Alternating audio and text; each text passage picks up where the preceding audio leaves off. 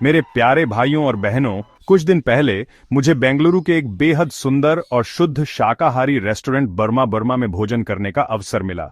यह रेस्टोरेंट बर्मी वेजिटेरियन खाना परोसता है। मुझे जो सबसे ज्यादा प्रभावित कर गया वह सिर्फ माहौल नहीं था, बल्कि खाना था। उन्होंने मुझे परोसा मॉक मीट यानी पौधों से बना मांस। और सच मानिए, स्वाद, टेक्सचर और संतुष्टि बिल्कुल असली चिकन या मटन जैसी ही थी। पर इसमें था एक बड़ा अंतर। न कोई जानवर मारा गया, न खून बहा, न कोई अपराध बोध। सिर्फ शानदार स्वाद और एक बेहतर भविष्य। यह है मिशन विकसित इंडिया, एक ऐसा चैनल जो भारत को 2047 तक विकसित राष्ट्र बनाने के इनोवेटिव और व्यवहारिक विचारों को लेकर आता है।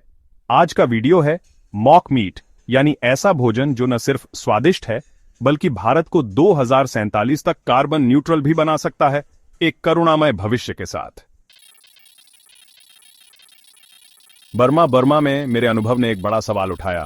क्या भारत मॉक मीट को गंभीरता से अपनाकर कार्बन न्यूट्रल देश बन सकता है? उत्तर है पूरा हां। तो मॉक मीट आखिर है क्या? मॉक मीट एक ऐसा भोजन है जो स्वाद, टेक्सचर और फीलिंग में बिल्कुल मांस जैसा लगता है, लेकिन यह पौधों से या फिर लैब में बनाए गए सेल्स से तैयार किया जाता है। मुख्यतः दो तरीके होते हैं। पहला है प्लांट बेस्ड मॉक मीट, जैसे कि बर्मा में परोसा जाता है।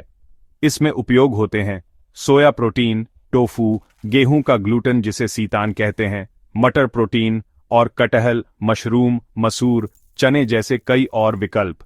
इन सब चीजों से प्रोटीन निकाला जाता है, फिर उसे टेक्सचराइज किया जाता है हीट, प्रेशर और एक्सट्रूजन जैसी तकनीकों से। इसके बाद इसमें स्वाद, रंग और फैट जैसे कोकोनट ऑयल भी मिलाया जाता है। दूसरा तरीका है लैब ग्रो मीट। इसमें असली जानवर की कोशिकाएं लैब में उगाई जाती हैं, और वो भी बिना जानवर को मारे। वैसे ये तकनीक अभी अपने शुरुआती चरण में है और सिंगापुर और अमेरिका जैसे देशों में इस विषय पर शोध कार्य हो रहा है। चुनौतियां क्या हैं? देखिए, मांस उद्योग का विरोध एक बड़ी चुनौती है। उनके पास बड़ा नेटवर्क है, बड़ी लॉबी है जो किसी भी प्रकार के बदलाव का विरोध कर सकती है। फिर सरकारी नीतियां भी पोल्ट्री और पशुपालन को भारी सब्सिडी देती हैं, जिससे प्लांट बेस्ड मीट को मुकाबला करना मुश्किल हो जाता है। कीमतों की बात करें तो फिलहाल प्लांट बेस्ड मीट गांवों के लिए अभी भी महंगा है, और लोगों की सोच भी एक बाधा है। कई लोग मॉक मीट को प्रोसेस्ड या नकली मानते हैं। साथ ही शेफ्स और रेसिपीज की भी कमी महसूस होती है। तो फिर क्यों अपनाएं मॉक मीट? सबसे पहली बात, पक्षियों और जानवरों की रक्षा के लिए इसमें कोई वध नहीं होता, कोई हिंसा नहीं होती। पर्यावरण के लिहाज से देखें तो इसमें कम कार्बन उत्सर्जन होता है, कम जल उपयोग होता है और कम भूमि का दोहन होता है। और स्वास्थ्य के मामले में इसमें नो कोलेस्ट्रॉल, बहुत कम फैट और नो एंटीबायोटिक्स होते हैं। तो फायदे ही फायदे हैं।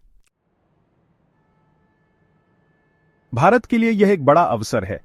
भारत का बड़ा हिस्सा पहले से ही शाकाहारी है, धार्मिक और नैतिक कारणों से।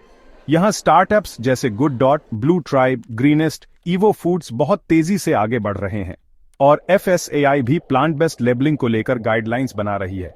तो भारत में मॉक मीट के लिए संभावनाएं काफी हैं।